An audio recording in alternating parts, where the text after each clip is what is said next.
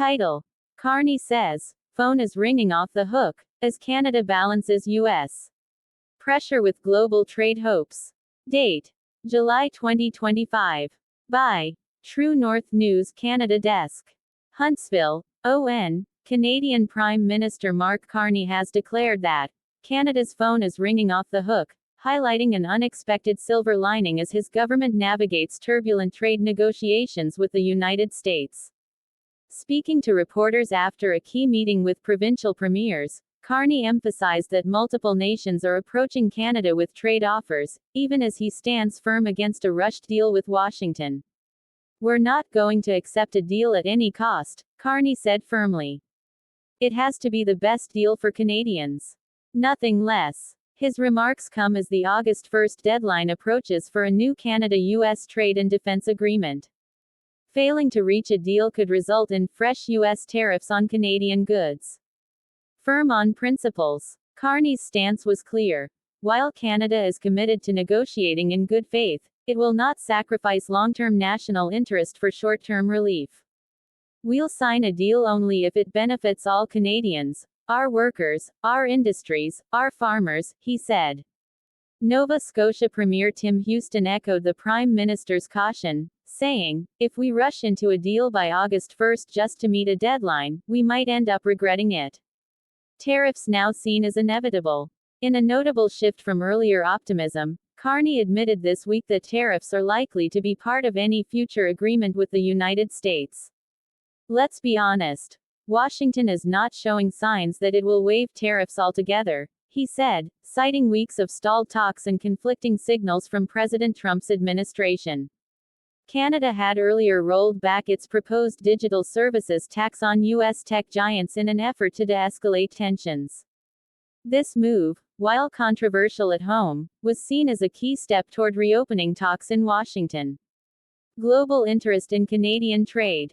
Despite the uncertainty in Washington, Carney struck an upbeat tone when discussing Canada's position on the global stage. "The phone is literally ringing off the hook," he said. "Dozens of countries are eager to expand trade with us.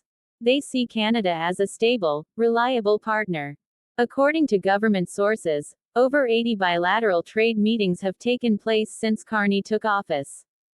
From Europe to Southeast Asia, nations are looking to deepen economic ties with Canada in areas like green tech, critical minerals, and AI innovation. Carney referred to this moment as a turning point, where Canada can shift from being overly dependent on one major trading partner to building resilience through global partnerships.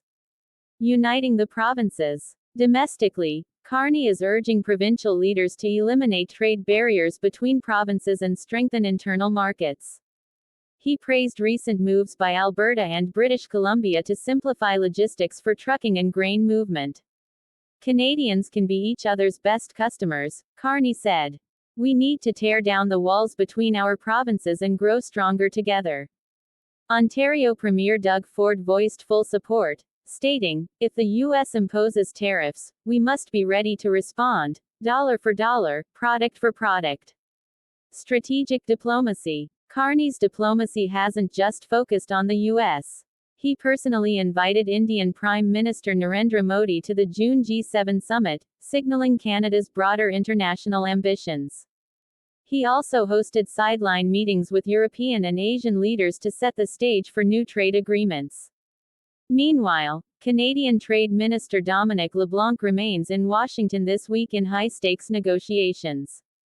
Officials close to the talks say that while progress has been slow, the rollback of Canada's digital tax helped thaw relations. Looking ahead, with just days to go before the August 1 deadline, the Carney government finds itself walking a tightrope.